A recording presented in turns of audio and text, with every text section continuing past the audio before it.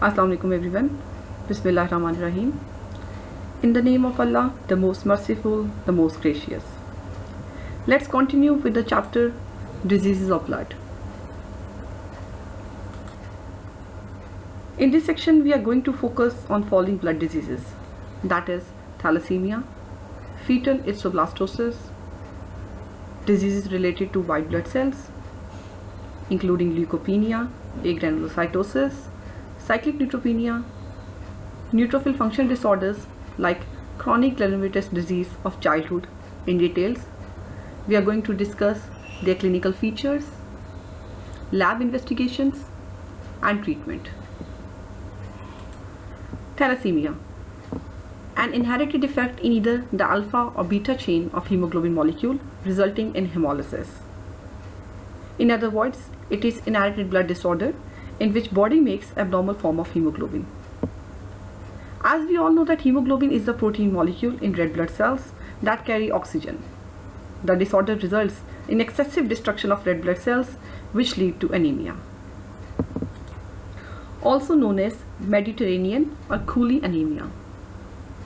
Thalassemia occurs when there is mutation in one of the genes involved in hemoglobin production, resulted in defective form of alpha and beta chains of hemoglobin. Individuals of Mediterranean region are the most prone to develop this form of anemia. Like sickle cell anemia, it is also an autosomal recessive disease. Therefore, individuals with heterozygous trait are said to suffer from thalassemia minor. Thalassemia major occurs in the homozygous type when both genes are affected. Thalassemia major is lethal, whereas those with minor forms show only mild ill effects. Clinical features. Symptoms of thalassemia can vary. Heterozygous individuals with thalassemia minor show lesser signs and symptoms of anemia, whereas those with homozygous diseases are lethargic, manifesting weakness and malaise. Because the defective cells are prone to hemolysis, the patient may show evidence of jaundice. Death often occurs in adolescence.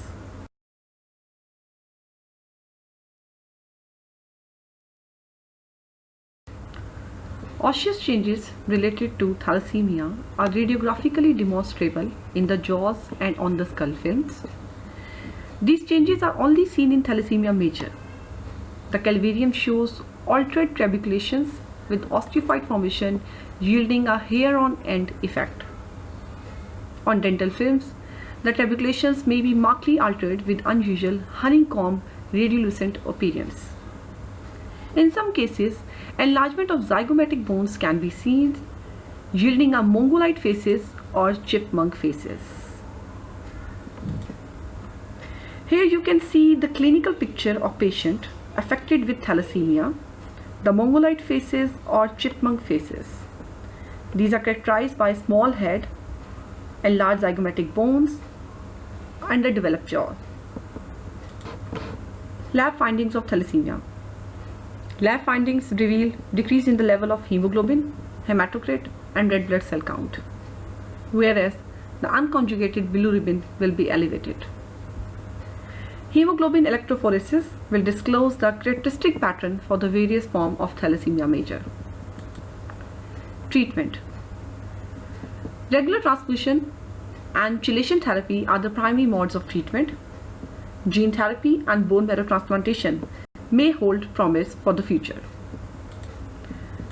Fetal erythroblastosis, a form of hemolytic anemia that occurs in utero when maternal antibodies develop against antigens on fetal red blood cells and then cross the placenta, inducing hemolysis.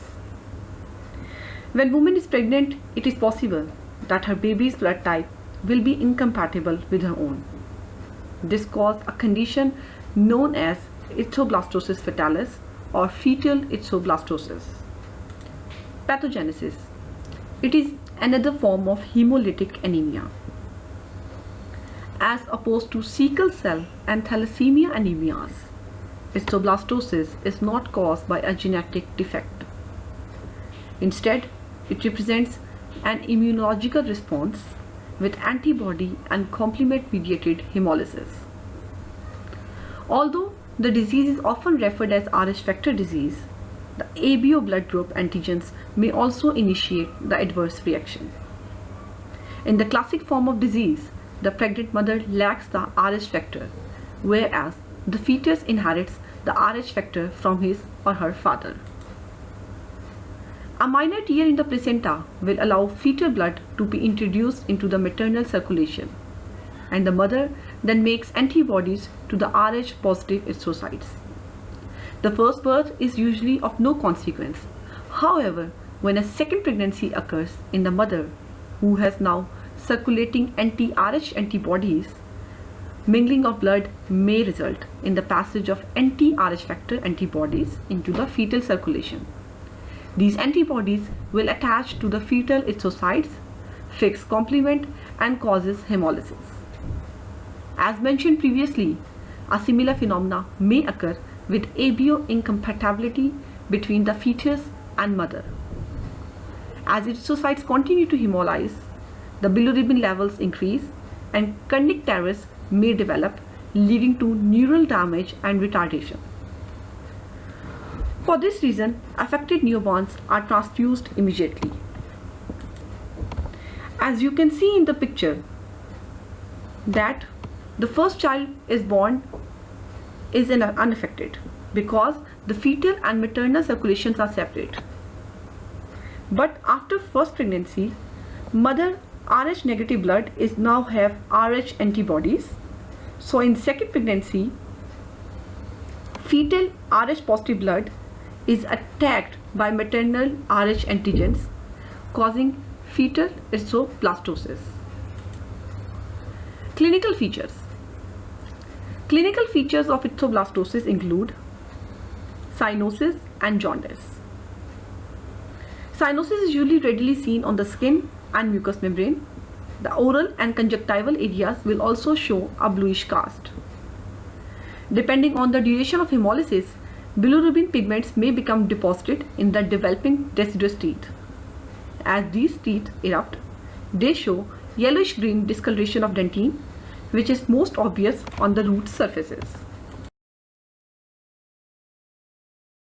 Signs and symptoms of erythroblastosis fetalis in summary are conductaris, hemolytic anemia, jaundice. Conductaris is the type of brain damage that results from high level of bilirubin in baby's blood. Lab findings. Lab findings will reveal that there is marked decrease in hemoglobin, hematocrit, and RBC count, whereas unconjugated bilirubin level is significantly increased. This disease can also be detected in utero by assessing a Coombs test of mother's blood. This is an assay that detects maternal antibodies to infants' erythrocytes. Treatment. On delivery, the cyanotic neonate is subjected to rapid diagnostic test.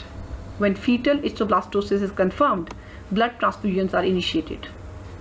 Once the maternal antibodies have been cleared from the infant serum, the hemolysis will cease. Failure to act quickly may result in mental retardation or even death. White blood cells. White blood cells, also known as leukocytes, they are an important part of immune system. These cells help fight infection by attacking bacteria, viruses that invade the body. There are 5 types of WBCs. They are classified according to the presence or the absence of granules and the staining characteristic of their cytoplasm. Granulocytes have large granules in their cytoplasm. Granulocytes include neutrophils, eosinophils, and basophils, whereas agranulocytes do not have granules in their cytoplasms, and they include lymphocytes and monocytes. Formation of blood cells. All white blood cells are produced and derived from multipotent cells in the bone marrow known as hematopoietic stem cells. These stem cells in the bone marrow reproduce themselves and proliferate and differentiate. These pluripotent stem cells then produce either myeloid stem cells or lymphoid stem cells. The myeloid stem cells give rise to RBCs, platelets, monocytes, neutrophils, eosinophils, and basophils, whereas lymphoid stem cells give rise to lymphocytes. There are certain hematopoietic growth factors that regulate the differentiation and proliferation of RBCs, platelet and WBCs. For example, erythropoietin regulate the differentiation and proliferation of RBCs. Similarly, thrombopoietin regulate the differentiation and proliferation of platelets, whereas colony stimulating factors and interleukins regulate WBCs. WBC numbers. The most commonly used indicator of leukocyte disease is the peripheral white blood cell count. The normal count in adult is 6,000 to 9,000 white blood cells per millimeter cube of blood. The most prevalent circulating white cell is the neutrophil, followed by lymphocyte. Other circulating cells include eos, basophils and monocytes, which are usually present in low number. Leukopenia is a decrease in the number of white blood cells, whereas increase in the number of white blood cells is leukocytosis. Leukopenia. Leukopenia means decrease in the number of leukocytes. We all know that WBCs are the body's primary defense against infection. Thus, leukocyte places individual at the increased risk of infection. Although leukopenia may be associated with overall reduction in leukocytes, they are most commonly associated with decreased ability to generate neutrophils. Therefore, the most common form of leukopenia is agranulocytosis or neutropenia. Lymphopenia may be encountered but is rare. A decrease in circulating leukocytes implies that there has been an arrest of maturation of cells of bone marrow, or pharmaceutical agent have inhibited cell cycling. Agranulocytosis. A marked decrease in circulating granulocytes, particularly neutrophils, attributable to a variety of causes. Agranulocytosis implies a total or absolute deficiency in the number of granulocytes. In practice, the term actually refers to decrease in polymorphonuclear leukocytes or neutrophils, that is neutropenia. The most common cause of agranulocytosis is cancer chemotherapeutic agents that arrest the cell cycle or interfere with the assembly of mitotic spindle. In these instances, other hematopoietic cells may be decreased, including erythrocytes and thrombocytes. Additionally, common cause of agranulocytosis is leukemia. As the bone marrow becomes overpopulated with malignant leukocytes, normal hematopoiesis can no longer proceed because of the encroachment. In this ironic situation, a leukocytosis exists, represented by a high number of circulating malignant blast cells, yet leukopenia of normal blood elements exist. Because all of these cells are affected, agranulocytosis is usually coexistent with anemia and thrombocytopenia. Myelodysplastic syndrome. An idiopathic form of agranulocytosis is seen in which neutrophils fail to mature at the required physiological rate. The myelodysplastic syndrome is one such condition. In many cases, it represents an early form of myelogenous leukemia, whereby the patient remains leukopenic for many years before a leukemic episode evolves. Clinical features. Because neutrophils are the main cellular line of defense against bacterial infection, agranulocytosis, if severe, can result in death because of secondary bacterial infection. Although these infections can involve any organ, bacterial pneumonia is frequently encountered complication. Oral ulcerations become a prominent finding when cancer chemotherapeutic drugs reach a toxic threshold and the white cell count drops. The breakdown in oral epithelium is probably the result of direct toxic drug effect on these cells. The ulcer may resemble the common aphthous ulcer and can be located anywhere within the oral mucous membrane. In other cases, the ulcers are much larger and irregularly shaped. Within a few days, the ulceration continues to enlarge and extend down to the bone with resultant osteomyelitis and sequestration. When deep ulcers are encountered in agranulocytosis, the prognosis is extremely grave and a life-threatening infection is imminent. Lab findings. In agranulocytosis, the total WBC count becomes greatly decreased and may be as low as 1000 cells per millimeter cube. The differential count will reveal an absolute decrease in circulating neutrophils. The normal level of 60 to 65% of neutrophils may drop to 10 to 15%. Biopsy of an oral ulcer show pathognomic findings. The surface epithelium is ulcerated and replaced by fibrin clot. Unlike most ulcerations that show leukocytic infiltration into the zone of ulceration, the agranulocytic ulcer is devoid of neutrophils. Treatment. In acute agranulocytosis secondary to chemotherapy, the drug regime should be immediately adjusted to avoid secondary and severe infections. Antibiotic therapy may be indicated and transfusion with leukocytes should be considered. Recombinant leukocyte growth factors such as granulocyte, monocyte, colony stimulating factor may be used in immunosuppressed patients with agranulocytosis. Before treatment can commence, the cause for agranulocytosis must be identified. Agranulocytosis secondary to leukemia must be managed by chemotherapeutic approaches that inhibit or eliminate the neoplastic leukocytes. Paradoxically, these same medications may also inhibit neutrophil production. Bone marrow transplantation is often curative. Cyclic neutropenia, an idiopathic disease in which episodic defect in neutrophil maturation in the bone marrow results in periodic decrease in circulating neutrophils. It is a rare condition that is characterized by episodic fluctuation in the number of circulating neutrophils. It is due to a bone marrow maturation arrest that occurs on a periodic basis. A germline mutation in neutrophil elastase and other neutropenia genes has been discovered. In most patients, the cycle occurs every 30 days with a neutropenic phase that persists for 4 to 5 days. Otherwise, the number of circulating neutrophils in the interim is within the normal level. Clinical features. Children with cyclic neutropenia suffer from frequent recurrent respiratory tract infections which are usually bacterial in origin. On a regular basis, they may develop short-term fevers. Within a few days of neutropenic phase, after-like ulcerations may appear and persist for 2 to 3 days. These ulcerations may arise on either fixed or movable mucosa. In addition, a premature periodontal disease is often encountered, and children and teenagers may experience alveolar bone loss and periodontal pockets.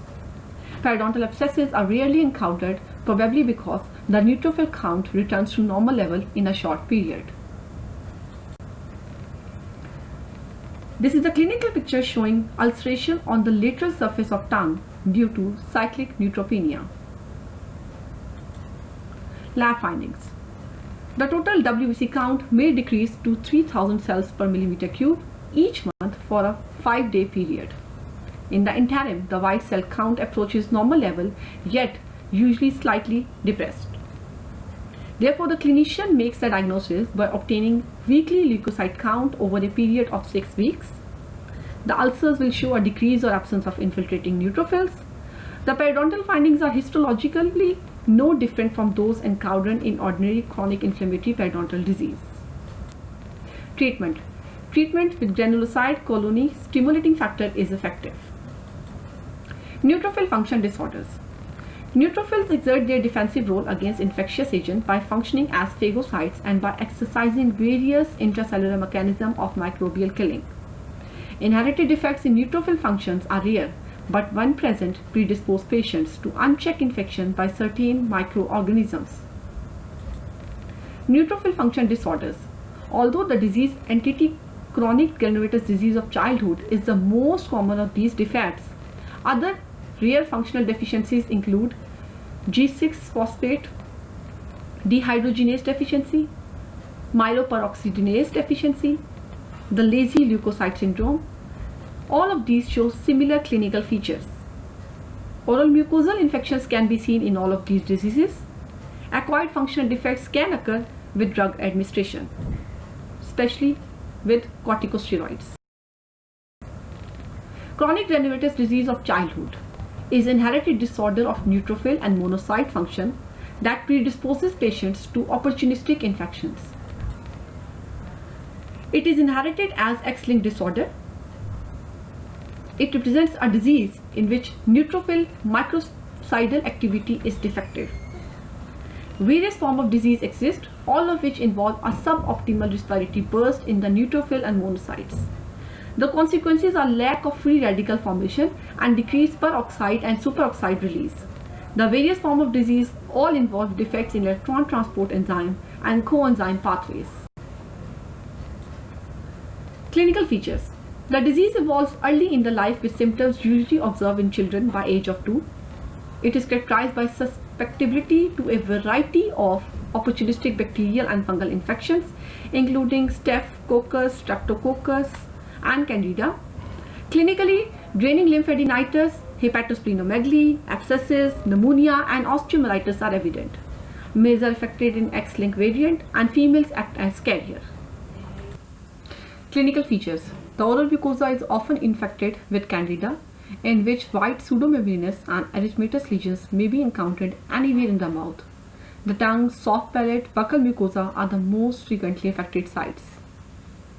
An acidomatous cheilitis is often present along with facial skin lesions. Cervical lymphadenitis is invariably detectable and drainage may be seen. Generalized ulcerative stomatitis, acute gingivitis, and advanced periodontitis are also common manifestations of the disease. Lab findings. A variety of function tests can be performed. The most widely available test is the quantitative nitroblue tetrazolium test. This test uses a redox dye which is sensitive to neutrophil respiratory activity. The test is negative in affected patient, yet is normal or slightly reduced in female carrier. Tests that show defects in leukocyte microbacterial activity are also used in diagnosis. Usually, neutrophilic leukocytosis and hypergammaglobulinemia is detected. Biopsy of oral mucosa in patients who develop candidiasis will disclose the presence of hyphae and yeast forms colonizing the superficial layer of epithelium. Treatment. The therapeutic aim is to prevent the life-threatening infection. Combination antibiotic therapy is usually required, and abscesses should be cultured to assess antibiotic sensitivity. Antifungal therapy should be prescribed when oral candidiasis is present. Delta interferon, which increases the leukocyte respiratory burst, and continuous sulfasalazole therapy have also been used. Myeloablative conditioning with subsequent stem cell transplantation can be very effective when an identical human leukocyte antigen match can be found. Thank you. That's all for today. Allah Hafiz.